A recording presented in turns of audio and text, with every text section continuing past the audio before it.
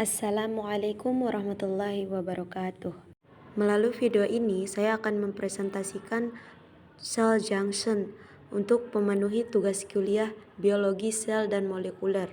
Sebelumnya, saya akan memperkenalkan diri. Saya Novila, NIM 240104023 dari kelas A. Sel junction itu apa sih? Mari kita simak sama-sama videonya. Sambungan sel atau sel junction merupakan situs hubungan yang menghubungkan banyak sel dalam jaringan dengan sel lain dan dengan matriks ekstraseluler. Sel junction merupakan suatu struktur dalam jaringan organisme multiseluler. Gap junction merupakan jenis junction sel yang memungkinkan komunikasi langsung antara sel-sel yang berdekatan.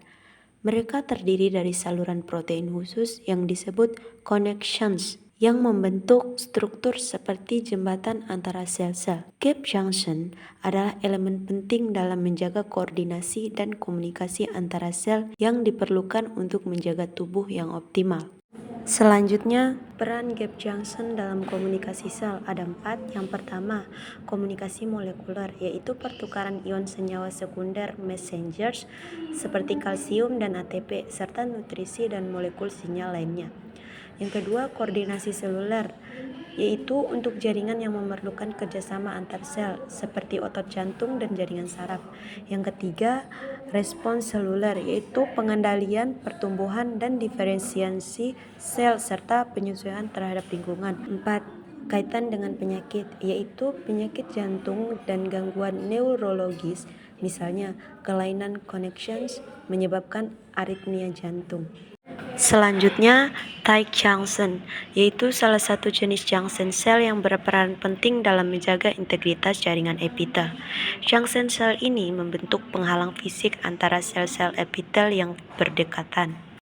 Adapun beberapa peran tight junction.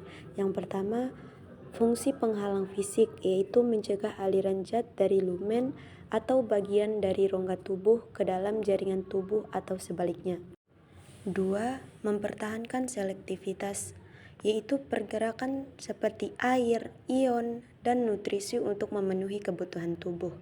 3. Fungsi jaringan epitel, yaitu menyerap nutrisi, sekresi, dan transportasi, memastikan bahwa cairan atau zat yang dihasilkan atau diserap oleh sel epitel tidak bocor ke lapisan sebelumnya.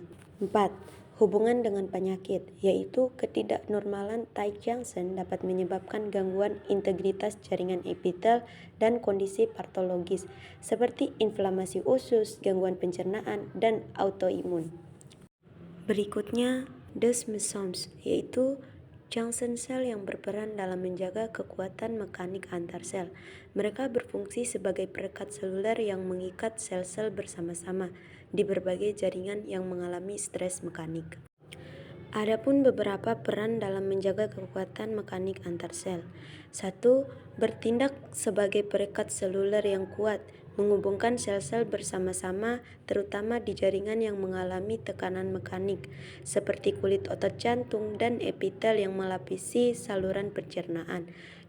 2. Menjaga keakraban sel, yaitu mempertahankan integritas jaringan dan mencegah sel-sel terpisah saat menghadapi stres mekanik seperti tarikan atau tekanan.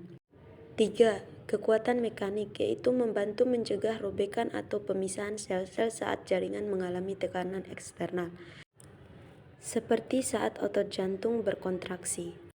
Yang terakhir, metode komunikasi antar sel dibagi menjadi 2, yaitu yang pertama penyampaian molekul sinyal.